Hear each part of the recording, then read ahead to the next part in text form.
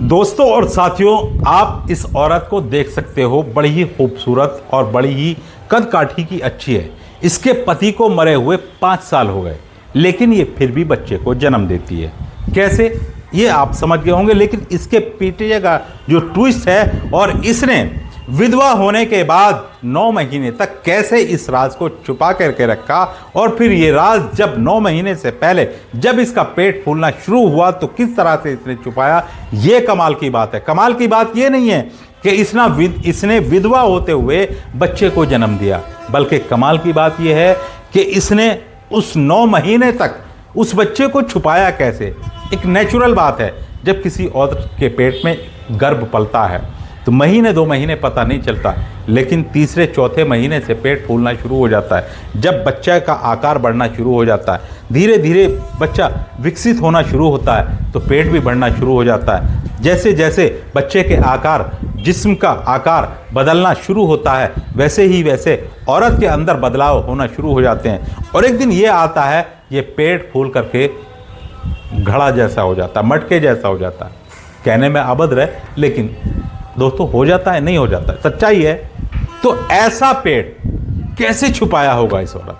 तो कहानी बड़ी इंटरेस्टिंग है। बस कुछ पलों के लिए आप मेरे साथ रुकिए, पूरी बात मैं आपको बताने जा रहा हूँ, कहाँ की है, कैसे घटी, क्यों घटी। तो आप से बस एक रिक्वेस्ट है कि दोस्तों आपके सपोर्ट की ज़रूरत है। ज़्यादा से ज़्यादा सब्सक्राइब करके हमारे यूट्यूब परिवार का हिस्सा बने, और प्यारा सा लाइक करके मेरा हौसला ज़रूर बढ़ा दिया करें, वीडियो को शेयर करें। चलिए बढ़ता हूँ कहानी की तरफ। सभी दोस्तों के नाम लेने की कोशिश करूँगा। दोस्तों, ये औरत जिसका पति 5 साल पहले इस दुनिया को छोड़ करके चला गया, अपनी दुनिया में पति के साथ बहुत खुश थी। मरा कैसे, वो भी मैं आपको बताता हूँ। दोस्तों, कभी कभी कुछ चीज़ें ऐसी होती हैं जो हमें दिखाई तो देती हैं, लेकिन हम उन्हें समझ नहीं पाते। बहुत बाद में जा कर के हमें समझ आता है कि यार इसकी सच्चाई क्या है। पति का मरने का कारण जो था वो नेचुरल था, सबने यही माना नेचुरल डेथ हुई है, लेकिन इसके पीछे एक बहुत बड़ी साजिश थी। पत्नी पति के साथ ज़िंदगी गुजार रही है, सारी चीज़ें ठीक ठाक चल रही है, दोनों हंसी खुशी है, बच्चा अभी तक कोई नहीं है, नई नई शादी हुई है, शादी को अभी 5 महीने हैं कि क्या हुआ कि 5 महीने बाद ही पत्नी के कदम बहक गए। शादी के 5 महीने बाद पत्नी के कदम बहक जाते हैं। मोहल्ले के ही एक 16-17 साल के लड़के से प्यार कर बैठती है। पत्नी की उम्र 25, 26, 27 साल है, और उस लड़के की उम्र महज अभी 14-15 साल है। यानी कम उम्र का लड़का जब जिंदगी में आया तो उस पति को, जिसकी उम्र 30-32 साल है, उस पति में वो स्वाद, वो लज्जत, वो सुख महसूस नहीं होता जो उस अपने जीवन साथी के साथ रहते हुए जो प्रेमी जिंदगी में आया। उसने आकर के दरवाजे पर दस्तक दी, दरवाज़ा खुला, और दिल का ही दरवाज़ा नहीं खुला, बल्कि दोस्तों पूरे जिस्म का दरवाज़ा खुल गया, और उसको चुपचाप दरवाजे के अंदर ला करके बंद कर दिया। और जब वो प्रेमी दरवाजे के अंदर आया, उस मकान में घुसा और उस मकान में सोया, तो उसको परम आनंद का सुख हुआ। और फिर ये सिलसिला चलने लगा।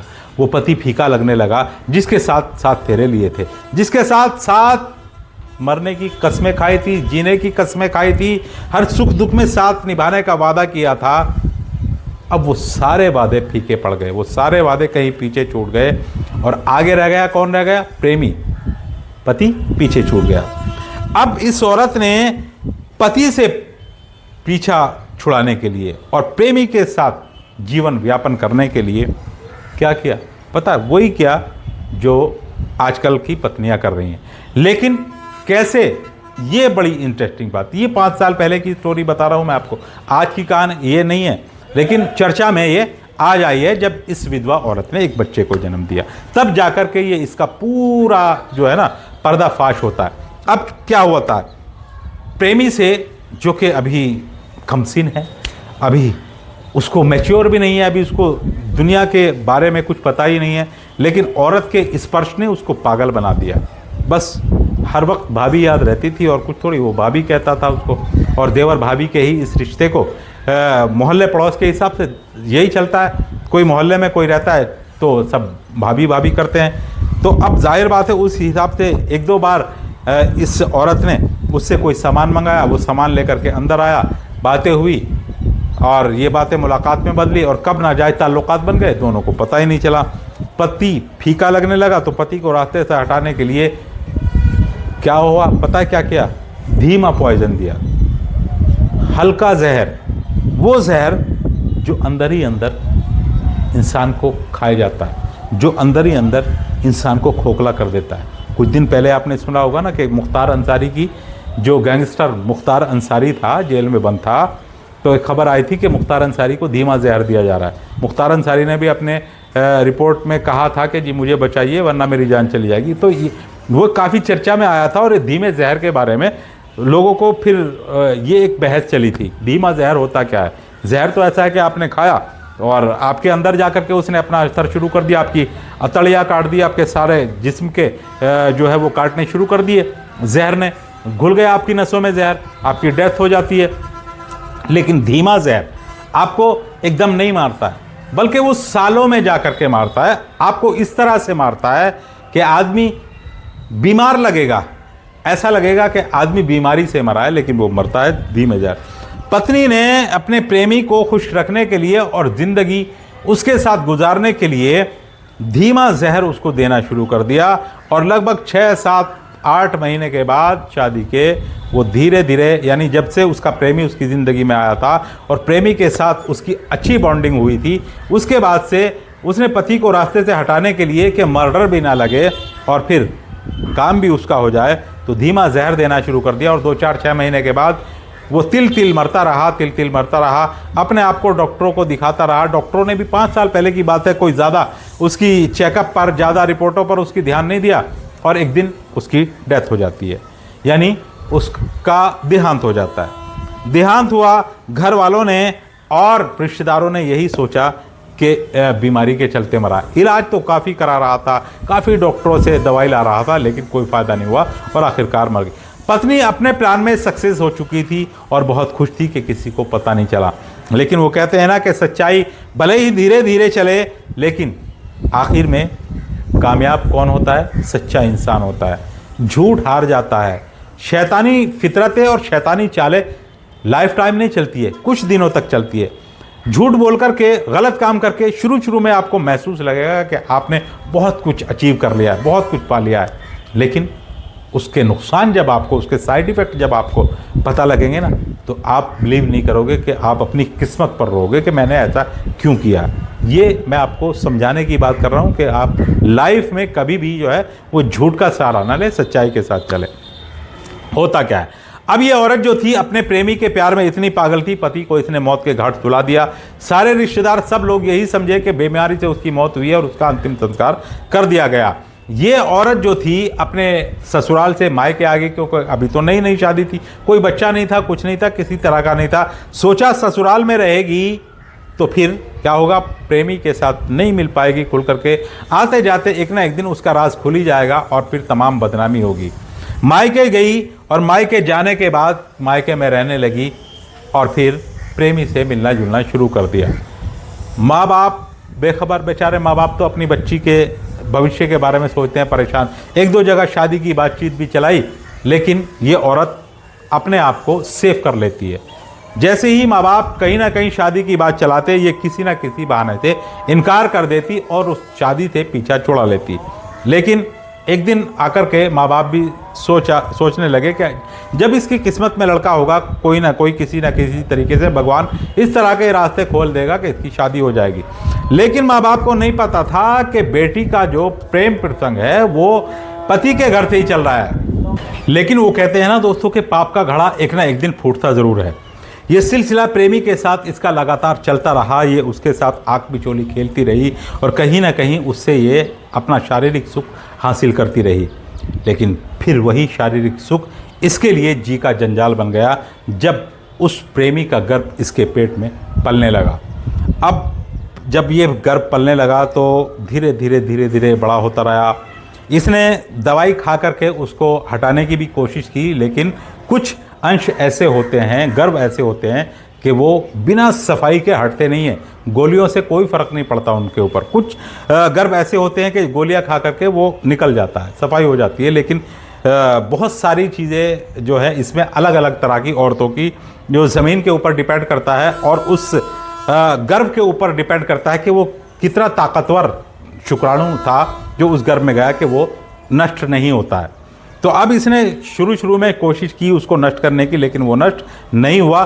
धीरे धीरे उसके पेट में पलता रहा। जब 3 महीने गुजरे, 4 महीने गुजरे, पेट बढ़ना शुरू हुआ। घर वालों ने पूछा कि आखिर मामला क्या है। अब घर वाले भी शक इसलिए नहीं कर पाए कि बेटी को विधवा बैठे 5 साल हो गए और 5 साल के बीच में हमने कभी भी बेटी के बारे में कोई ऐसी बातें नहीं सुनी है कि जिस वजह से कोई बदनामी का मुंह देखना पड़े या किसी के इसका अफेयर चल रहा हो या कोई इसके साथ जो है वो लिंक में हो। तो इसलिए माँ बाप ने भी ज़्यादा ध्यान नहीं दिया। लेकिन जब पेट फूलने लगा तो माँ बाप ने पूछा भी कि बेटी ये क्या हुआ, कैसे हो रहा है। तो कहने लगी कि गैस बन रहा है, मुझे कुछ गैस बनने की बीमारी हो गई और जब अंदर ही अंदर ये गैस बनता है तो मेरा पेट फूलने लगता है। ऐसे ही करते करते दोस्तों 9 महीने गुजर जाते हैं और जब ये गैस बच्चे में तब्दील हुई और इसको प्रसव पीड़ा शुरू हुई, यानी बच्चे की डिलीवरी का टाइम आया और इसको दर्द शुरू हुए और ये चीखती चिल्लाने लगी। माँ बाप ने देखा बेटी क्या हुआ, कहने लगी कि मेरे पेट में गैस नहीं था बल्कि बच्चा है और शायद डिलीवरी का टाइम आ गया। माँ बाप के पैरों के नीचे से ज़मीन खिसक गई कि हमारी विधवा बेटी बिना पति के माँ कैसे बन गई। लेकिन इस वक्त ये बहस का टाइम नहीं था। बेटी चीख रही थी, चिल्ला रही थी, दर्द से तड़प रही थी। सबसे पहले उसकी डिलीवरी करानी थी तो दाई को बुलाया गया। दाई ने कहा जी मेरे बस की बात नहीं, इसको हॉस्पिटलाइज करा दो। हॉस्पिटलाइज हुई और हॉस्पिटल में इसका बच्चा जो है वो बाहर आता है। बच्चा बाहर आया दुनिया में, फिर 1-2 दिन के बाद ये हॉस्पिटल में रह करके अपने घर आ जाती है। घर वालों से जब पूछती है तब कहानी सारे निकल करके सामने आती है। घर वालों ने इससे पूछा बेटी बता ये मामला किसका है, ये सारा सब कुछ जो हुआ ये क्या है। कहने लगी कि मेरा एक प्रेमी है और जब मेरा पति था तभी से मैं उससे प्रेम करती थी, क्योंकि पति असमर्थ था मुझे शारीरिक सुख पहुंचाने में और इसीलिए मुझे बच्चा नहीं हो रहा था शादी के बाद भी। अब ये देखो इसने बहाना क्या लगाया कि असमर्थ था शारीरिक सुख पहुंचाने में, इसलिए मुझे बच्चा नहीं हो रहा था। अभी शादी को 1 साल भी नहीं गुजरा था, सिर्फ 5-6 महीने हुए थे, तभी से इसका अफेयर शुरू हो गया था।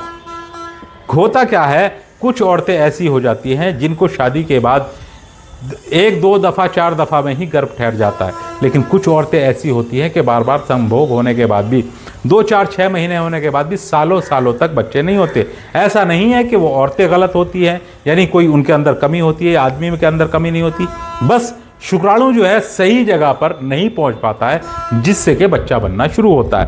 तो ये अलग अलग जो है ना वो औरतों के मामले होते हैं और अलग अलग मामलात होते हैं। अब घर वालों ने जब पूछा तो इसने सारी डिटेल बता दी। तब इसके जो ससुराल वाले थे उनको शक हुआ। जब इसके पता चला ना, ये सारे लोगों को ये अफवाह फैल गई सब में, मोहल्ले पड़ोस वालों में, कि इसका अफेयर इसके प्रेमी के साथ जिसका ये बच्चा हुआ है उसके साथ इसका शादी के टाइम से है, जब इसका पति भी। तो उनको शक हुआ तो ससुराल वालों ने पुलिस में रिपोर्ट करा दी कि अब हमारे जो भाई की डेथ हुई थी या बेटे की डेथ हुई थी